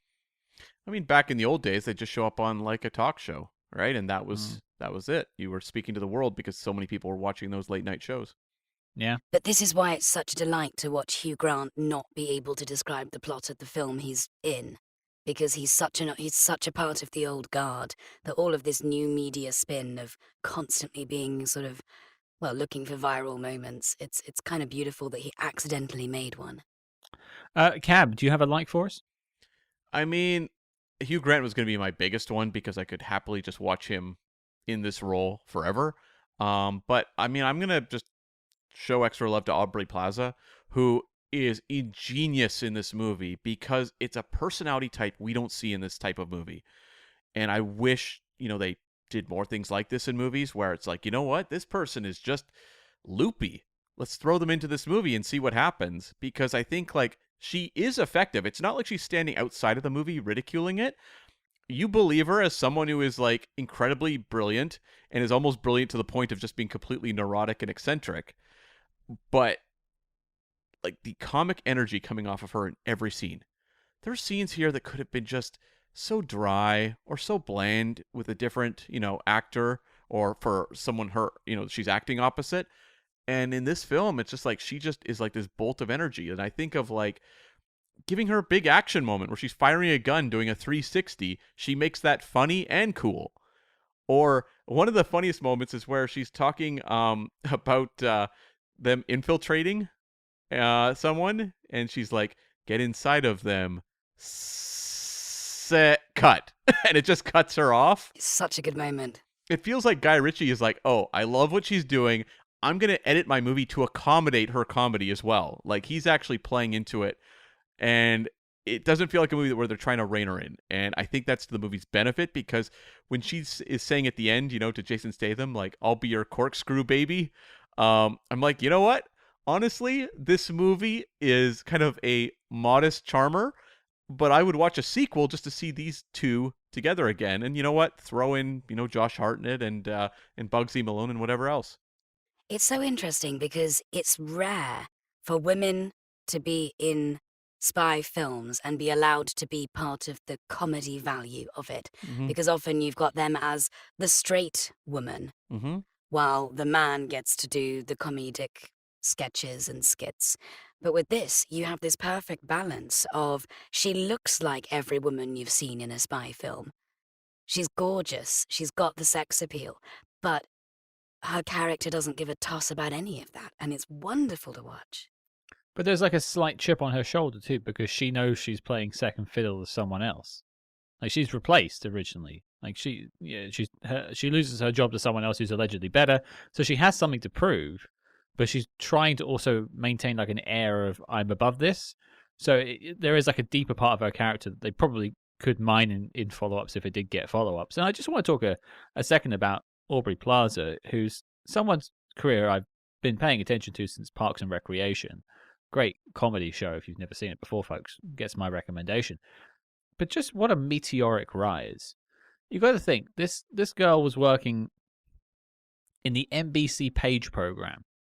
Now, if you're not aware of the Page program, basically at NBC, these are the people that would go out and get coffees for the stars. They would do their errands, do their dry cleaning. That's what she was doing. And that was like she wanted to get into comedy, and like that was kind of her route through it. And she was spotted, I think, by Tina Fey. I could be wrong. One of the two lead actors, one of the female comedians from SNL spotted her, Right, and got to know her, and that's how she got her start on Parks and Recreation eventually, and it kind of went from there. And just like, obviously that, because sometimes people talk about how does some actors get jobs in the first place? They have no talent. I'm a big believer in cream rising to the top. mm-hmm. Sometimes it takes longer than it should.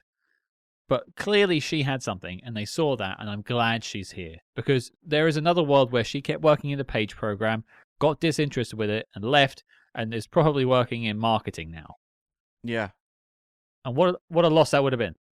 And the year after after she shot this movie, she made Emily the Criminal, which is like a really like gritty drama thriller, and it's like a fantastic performance. And it was like, oh, give her more of these types of jobs too. Like, it was a real like kind of 1-2 punch for her from 22 to 23 of these performances that really just steal the movie.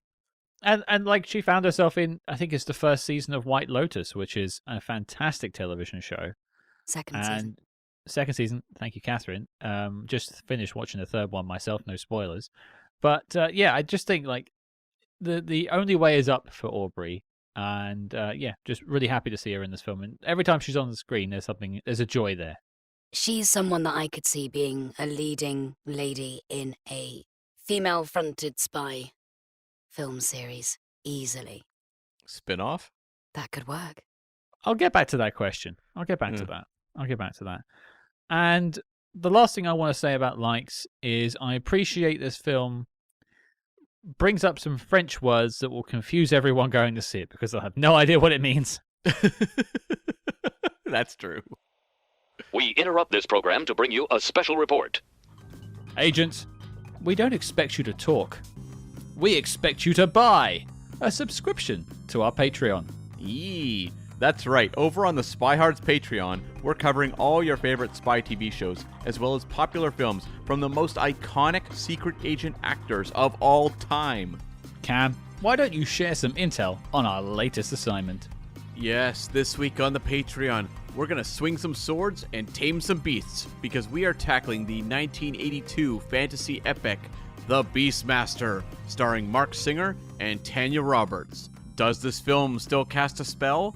Did this film ever cast a spell? We are going to ponder such questions and much more. Check it out. So, tune your dial to patreon.com/spyhards and spice up your podcast feed. But before Nick Knack runs out of Tabasco, resume the Spy Jinx. Okay, dislike time. We've already critiqued the film a little bit, but let's dig deeper. Kathryn, something you want to talk about on the dislike side of things? You want to dig a little bit more into it?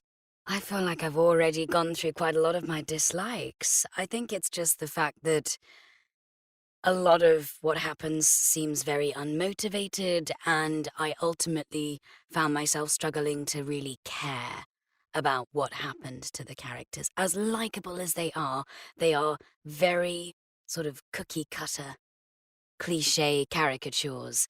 So despite every actor clearly giving it what they can, I don't feel the script really delivers enough to motivate the film in moving forward.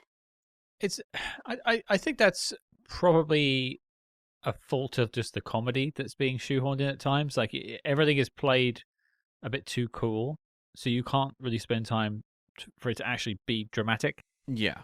Yeah. It undercuts itself every time. Like it has to have a quip at the end of the scene. There's no emotional journeys going on here. Yeah, like no character goes through any particular transition or change or growth throughout the film. They start off exactly as they are at the end. Here's a question. Who goes through the most emotional journey in the movie?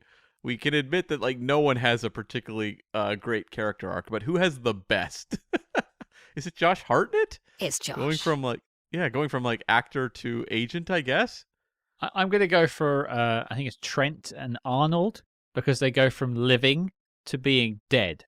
Oh, good point. Is that an emotional journey for them, though, Scott? I'd be pretty emotional if I died. That's true. Cam would be very emotional, but that's happiness. Like more interviews on my own. Yay! It's all me asking questions. I guess I'll bring up one then. It's not one we've really spoken about, and that is runtime. Now, I'm not... maybe I go on about this too much. I do love a 90-minute film, and I do love a sub-2-hour film, and this is... I think it comes in, if you take credits away, at 1:45. So I can't really complain. But there's a definite moment in this film where it feels like it's about to end. And it's about an hour and 20 minutes in. And you're like, oh, this is the big final shootout. And then they have this whole other protracted sequence, which does lead to, the Hugh Grant speech and some cool Jason Stathaming stuff. Mm-hmm. But like, I feel like if that was going to be your end of Act 3, you probably should have chopped some stuff out of Act 2 for that to feel like the exact ending. And what I felt was the ending before, which is, I think, the escape from Hugh Grant's mansion, should have been the end of Act 2. And maybe you reorganize it through editing, but it felt a bit disjointed in the end, which gave me the impression that there was a version of this film that's maybe 90 minutes, 95 minutes, and would have felt more punchy. I was reminded of a movie we talked about fairly recently, which was The Equalizer. Oh, yeah. Where it feels like it's building to an end point and then protracts it longer. And I don't think to the betterment of either movie. I do agree with you. Like, I'm like, if you make this movie like 95 minutes or 100 minutes and really punchy and fast paced, I think it would play better. I think like it would feel more like an action comedy at that point. The jokes would still be there, and it would move a bit faster. I don't know if they were necessarily wanting an action comedy. We can find out in the Marn Davies interview later this week. Synergy. But I just feel like if that's what you're presented with in the editing room, maybe that's what you aim for. Yeah. And there's also this sort of like, you leave the film, and we leave the film with these problems that we're talking about. But people going to watch this film, maybe when they saw it originally, if they had this 95-minute version, they would go, well, at least it was fun. Mm-hmm. And then your friends might, oh, well, it's 95 minutes. I'll just put it on, and we'll see how we go from there. I feel like maybe this film would have had a better legacy if it just been a bit punchier and just funnier. I guess, but the funniness would have been the same on the scale, but because it was faster and punchier, it would have seemed like it was lighter. Right. You know what? I'm going to pivot into my dislike because I think this is where a lot of the problem comes from. Okay. The antagonists of this movie. Sure. Okay. And so you have like the setup of the Ukrainians who are not given any sort of identifiable characteristics. They're just the Ukrainians. I feel like that must have been stripped out at some point. Yeah, I'm not really sure, honestly. But it just feels kind of like, okay. There's also the kind of misdirect of Hugh Grant as the villain.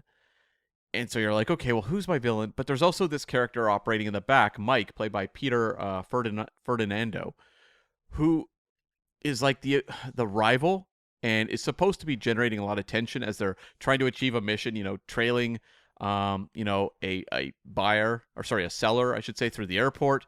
And Mike is also pursuing them. It's basically like adding a wild card into scenarios who, in theory, you want to increase the tension. But I thought there was like issues with the Mike character in that he's not particularly charismatic, and he's not someone who ever felt like he could stand equal to Jason Statham and his team. And so when he shows up at the end, it basically takes over the movie as the main villain, I guess. At that point, I'm like in my head trying to track like, what has this character been doing the whole movie? Does this make any sense? And I honestly don't know if it makes any sense. I would really have to go back and sit there and chart it out point by point. But when you have Jason Statham having this kind of unsatisfying fight with him, very one-sided fight where he just beats him down with a briefcase at the end, I didn't even understand if he killed him or not. Like, was that the end? Was he arrested? Did anything happen to that Mike character? Or was this just like, take him out, cut to the next scene of them being offered another mission because Mike might come back as an adversary in the next movie? I have no idea. I think the Pete Ferdinando, and I don't know the actor, I can't speak to him, I'm sure, hopefully a lovely person, but that character for me, I don't know him. Maybe he could be a philanthropist, who knows? But he reeks of like background actor. So he's like in the background doing stuff in the film and it's fine. And then you're like, oh no, he's actually the big bad. And you're like, oh, him? We apparently covered him in the past, Scott. Did we? Yeah, he was in the Ghost in the Shell remake. Left a real impression. Yeah. He was also in King Arthur, which I guess Guy Ritchie became familiar with him there. Yeah, but I think there is room for a better villain in this film, but it wants to chop and change. Just choose one. Just pick one. Maybe Hugh Grant is the big Just bad. pick one. Yeah, maybe that's it. He is. He's like, Hugh Grant is the Bond villain, and he's the megamaniacal, billionaire industrialist. He's an arms dealer. He's got it all. He's a quirky, colorful personality. He's eccentric, and it's like the movie's too in love with him to make him the villain. They're like, you know what? We love this guy too much. I'm sure if there was a sequel, they probably would find a way to work him back in. And so then all of your energy, all the audience's energy is on that character. And by the way, he's not the villain. It's this guy. I don't know. Background actor. It's a bait and switch that no one's been given any reason to care about. So when it happens, we're like, oh, okay, I guess that's a thing then. If you were to reveal at the end, like Cary Elwes was the villain, you'd have to do some work on that one because it would be very convoluted. But at least that's a personality and a character we've spent time with and actually care about. Yeah, so when the mask is taken off, you're like, oh, I'm emotionally stirred by this. Whereas Mike is just, well, he's Mike. Why did they not make him a formidable adversary against Jason Statham? He doesn't get one hit in on Statham. I think it's probably in Statham's contract that he can't lose a fight. Well, I believe, he can't lose a fight, but he doesn't. I don't think Mike hits him once. He hits him like 5 times with a briefcase, and that's that. I mean, you've heard about like the fallouts between Vin Diesel and The Rock over how many punches they land on each other. I would firmly believe that maybe even no one can look like they're on the offensive against Jason Statham in a film. Does anyone hit him at any point in this movie? I don't think so. Wow. Is that? Well, great podcasting, but yeah, I don't think so. I'd have to go back and watch the tape, but like, maybe that's it. Maybe we've cracked the code of Jason Statham. He cannot look feeble in a fight. Not even feeble, just to get hit once or twice. Like, I don't think he does in this movie. Shocking. Because you have like Aubrey Plaza feeding him intel like 3, 2, 1, turn and take them down. And he does that a couple times. I think he takes a couple of punches. I don't think they could do a fight without him taking a couple of punches. I think that's crazy if that's true. Does he take a punch or does he block a punch? And like get knocked back? I think he blocks punches. Because he's on the floor a couple of times. Yeah. I'm struggling.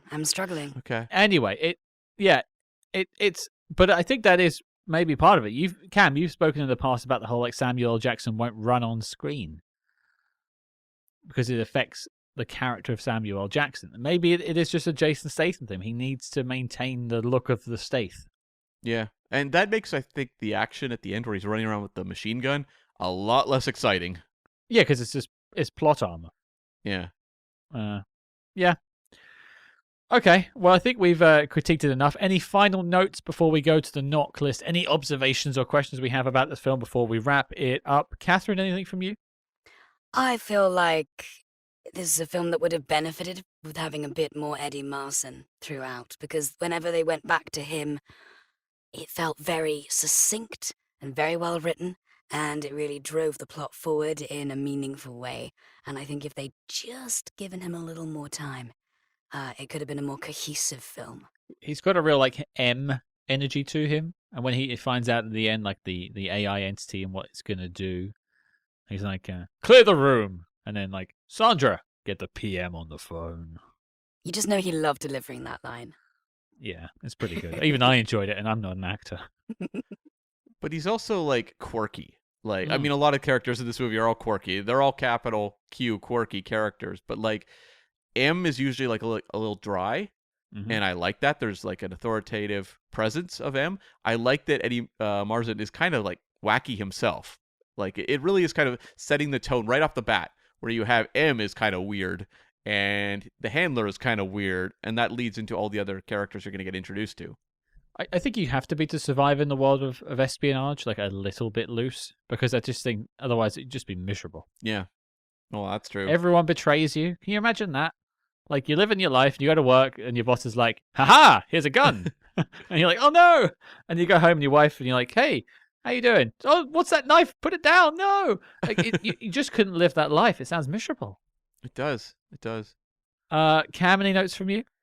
We haven't really talked about him at all, but Bugzy Malone in this movie, I feel kind of bad for the actor. Yeah, because it's like he's the just the quiet guy with the sniper rifle, but like in a different movie, you'd be like, oh, he has like presence. There's like a strong presence coming off of this character, and he can save the day. But when you are surrounded by like 4 or 5 absolutely off the wall wacky characters, you're invisible in this movie. And it's just a bummer. I don't know if Bugzy Malone is a good actor. He's largely a musician. That's what he's predominantly known for. Yeah. But this is not exactly the role where you go like, oh, there's a charisma there we could really tap into in another project. Because he's also in The Gentleman, I think, as well. Is he? Yeah. Yeah. Yeah, so obviously he's in like the Guy Ritchie stable, so I'm sure he'll pop out again. But, much as like Goldie popping up in The World Is Not Enough, I think, although I'd say Bugzy Malone has more stage presence than Goldie. Sure. He gave a much better performance than Goldie. Yeah. Oh, yeah. I think there was more you could have done with him. But yeah, he's definitely like overpowered by the room. Yeah. And they don't give him like a big memorable moment or something where you go, okay, he may not have had the the endless stream of one-liners the other characters did, but he had like an action moment that sticks with you. It's kind of like, well, he shot that gun pretty well. Sniped some people, sure. Yeah, sure. I've got 2 questions, but the second question I'll save for after the knock list. First question. This whole film, you're introduced to Jason Statham's character, and he has a particular set of needs that needs to be catered for by the government, including his medicinal needs, which is basically fine alcohol. Yep. So what would be in your contract if you were hired as a spy? What would be the thing you require the state to pay for? Oh my God. I'll let you ponder, and I'll give you my answer in the meantime. Okay. I would love for the state to basically sort out my wardrobe, because I'm terrible at buying clothes for myself, and if I'm going to look like a debonair spy, I need someone to come and dress me. Mm. And I'm talking all the way. They need to have the clothes set out for me in the morning. I don't want any choices. No decisions to be made. I want someone to pick my outfits for me. Like, oh, you're going like on a tactical mission in Antarctica? You're going to need some roll necks, boy. Here you go. And I'm like, okay, roll necks, great. I'm looking like Roger Moore. It's all good. I want that. I want that to be paid for by the state. Okay. Kathryn? I think I'd just like to be able to pass through security anywhere Mm. at complete speed. Just less faff, you know? You don't. I mean, you're a big fan of flying as well, and I'm not a big fan of going through security. I always try and get fast track lanes whenever I can. Yeah, I'd skip all that if I could. Totally. But then as a spy, wouldn't your mission be to sneak past most of it? See, but then you like bring James Bond into the equation, and I feel like James Bond walks into customs with his passport open, going, "I'm James Bond." Yeah. And they're like, "Oh, here we go again. Stamp him, will you?" He's not very good at keeping himself covert, so I think it really depends on the person. But I like it. I like it skipping customs. I think we'd all go for that, especially these days if you're going to certain countries. Cam, I mean, yeah, like the logistics stuff sounds great. Being able to, just skip the lines and just walk right through. That would be fantastic at, borders. That would be great when I'm traveling. But I feel like I'm a little bit of, I remember years ago, Rob Zombie talking about his tour rider. And, bands always have their riders, and you hear crazy things about the M&Ms of one color. And Rob Zombie was like, coffee and water, and that's it. And I feel like I would be more poor guy. Well, like, that's all he wanted. He was just like, you know what? We're easy. Like, we show up, we do our show, move on. And I feel like I would be a little bit like Rob Zombie, so I would just be like, water and Coke Zero, please. Having been on holiday with you, that is basically all you buy. Right? I was going to say, this is something we can do right now. We don't need to wait. Oh, yeah, we can keep... I mean, he drinks a lot of Coke Zero, though. Like, we're going to be spending a lot. We're going to be propping up the Coca-Cola company. Mm-hmm. Well. And if you guys can sort out some sort of fast pass for my next international travel, then all we need to do is take Scott shopping. Yeah. I mean, Cam has been on a holiday where I've lost all my clothes, so he could have done that already. I mean, I did hide them very well, so yeah. Oh, drat. You and British Airways working together to take me down. I was like lighting them on fire in the alley outside the hotel. I think my wife would probably want to do the same with half of my wardrobe too, to be fair. Mm. There are socks that have holes in them that probably shouldn't exist. Yes, my girlfriend has definitely asked me, why do I have so many black t-shirts? Yeah. I have a whole trunk of black t-shirts, and it's not good. I heard her snicker when I said that. Is this how men talk about clothes? Well, it's just like they're a necessity for a lot of people. I just sort of put stuff on. I don't really... Me too. Yeah. My heart is breaking. I mean, those who are just being introduced to Kathryn for the first time, a very well-dressed lady. You should check out her Instagram. She's like always celebrating what she's wearing, and she's always finely dressed. For someone that works at home as well, a lot of the time, it's very impressive to watch. Thank you very much. She puts more effort in than me and Cam ever have. To be fair, I am wearing a Batman the Animated Series t-shirt, which was chosen on purpose because it's known for its voice work. Connect the dots there. Look at I that. appreciate that greatly. Look You're at welcome. that. Well done, Cam. Well then, let's bring it all home. Let's synergize this episode. Knock list time. And for people tuning in for the first time, Cam, why don't you tell them what the knock list is? Yes, the knock list is the tortured acronym for Need to See Official Classics of the Spyhards podcast, where after we've talked about a movie, we debate whether it belongs on a list of the essential spy films. And that is the question we must tackle. Kathryn, the last time you were on was Skyfall, and it did make the knock list. One of the rare times that a guest got to put a film on, which doesn't always happen. Operation Fortune, Ruse de Guerre. It's over to you, Kathryn. What do you think? No, of course it shouldn't make the list. Okay. Of No. course not. All right. No. I think we've spelled that out pretty well. Cam, what about you? No, it's not a knock list movie, but I would say it is a movie I would happily sit and rewatch on a random night. Like, I can totally see, this being something that would just, I'd see it on streaming and be like, you know what? I had fun with that. I want to hang out with Aubrey Plaza and Hugh Grant for a while. Why not? So, is it a knock list movie? No, but Hugh Grant might make the knock list single-handedly. He might. Last time then, I guess it's my vote. 2 no's doesn't mean anything, but I'll chuck it in anyway, and it's a no from me. I think this film has some high aspirations, and we're going to talk sequels in a second, but I don't think it comes together in the end, and I think it was probably a little mismanaged. That's just my take on it. So there you go. 3 no's. As such, Operation Fortune is not making the knock list. The dossier on the film is complete and filed as classified, but there is that thing hanging in the air, and it's called a sequel.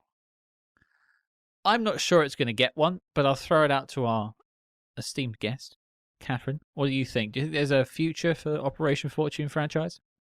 I don't think so. It just didn't do well enough at the box office, and there aren't enough people talking about it. But I would welcome them giving it another shot, because I feel like if they were making it without the restrictions they were under the first time around, and maybe if someone had read one of the reviews that said that maybe there's a bit too much going on in this film, I think there's potential there for something very, very good. Cameron? I'm not going to comment because the interview, we're going to find out about the future of Operation Fortune, and I wouldn't tease that if the answer were just a boring no. Wow. Okay, I don't even know this. I can't comment. Maybe that there is a future for Operation Fortune, and the first people to find out about it are going to be you fine folks. This coming Friday, stay tuned, hit subscribe if you haven't already, do all that good stuff online. But speaking of sequels, Kathryn Vinclaire, this was your sequel. Oh, yes, it was. Or is this a threequel? It's still technically a sequel, though, isn't it? I suppose so. Thanks, Cam. No comment from Cam there. Well done. Really shot him down there. No, but Kathryn, it's been a pleasure having you back on the show. It's always a delight to speak to you off air and on air. For the people who want to find out more about you, find out more about the projects you've worked on and might be working on in the future, NDAs aside, of course, where can they find you online? Where can they hear more about you? Come say hi on Instagram. It's at Kathryn Vinclaire. I'm sure you guys will link to it somewhere. Yeah, I'm pretty active online, and I think a lot of my main sort of espionage interest communities are all based online. So it's a really great way to just, yeah, I can stalk you, you can stalk me. It's all good fun. And you can see whatever outfit Kathryn is wearing this week, like on this day, like anything can happen. This is true. It's a sort of revolving fashionista. Don't know how to finish that sentence. A revolving fashionista. That's it. That's how I'll describe you from now on. There you go. No, Kathryn, genuine pleasure as always to have you on the show. There will be links in the show notes below, I think, to find you online. Certainly, we'll put that all down there. And yeah, until next time. Thanks, guys.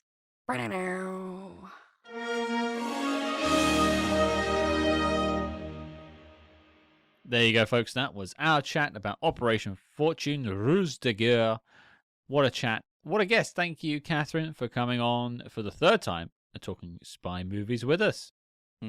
Yes, always a great guest, and has filled in on my seat for interviews in the past. So Kathryn is one of the treasures of the Spyhards guest catalog.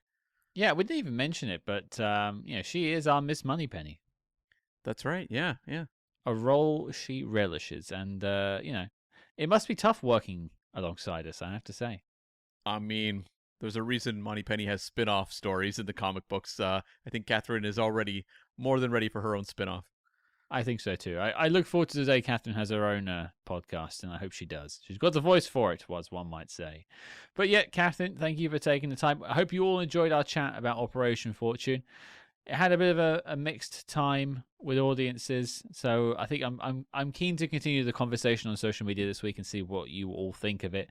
But that's Operation Fortune.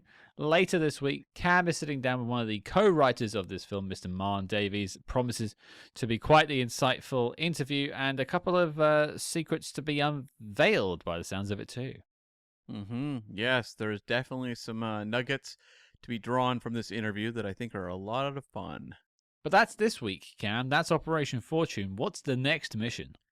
Well, Scott, going in a different direction. We are going to go next week back to the year 1959 and tackle the James Stewart film, The FBI Story, about the origins and early cases of the FBI that may involve espionage and communist spies. Always happy to hang out with old Jimmy Stewart. Bit of a docudrama here, so promises to be something interesting. Bit of a Spyhards special. But the film seems to have a bit of a legacy as well. It's not one of the ones that's ended up on YouTube, like it's in the Warner Brothers archive. There's a bit going on with this film. Yeah, it's a pretty big, splashy prestige film of the time. Yes. Yeah, so we'll see how it goes. Your mission, folks, should you choose to accept it, is to join us next week as we head back to the 1950s, the same year as North by Northwest, to take a look at the FBI story. Get your badges ready. We're going to bust down some doors, folks. That's right. A lot of G-men, I'm expecting to see a lot of G-men in this. Yes, there will definitely be a fair number of G-men. They will be well accounted for. And of course, if you want to help support the show, join us over on Patreon. I mention it because I want you all to be there. It's a great place to hang out and talk about spy movies with us. Gets direct access to talking to us, which is often, I know, tough on social media these days because a lot of posts get buried and things like that. So if you want a direct line to me and Cam, Patreon is the place to go. You can join it for free, by the way, if you didn't know this. You can join our Patreon for free, and we'll see all your messages, and there's a discussion board you can get part of. But if you want to get access to bonus episodes, you can pay a little bit every month, or just the one time if you'd like, and get access to over 100 bonus episodes at this point now. A lot to dig into. We are talking about films by your favorite spy actors, some great films there, but we're also tackling spy TV shows. You know, Andor Season 2 just came out recently. People are like, hey, when are you guys going to talk about Andor? Hey, we already have. It's on the Patreon, folks. If you want to hear us talk about Andor, check it out over there. Slow Horses, we've got you covered.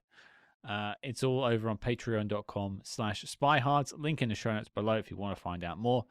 And if you want to follow us online on social media, you can find us at Spyhards. That's SPYHARDS, wherever you might social your medias. You'll probably find us there. But until next time, folks, let's all just be thankful this wasn't a real snooze de guerre.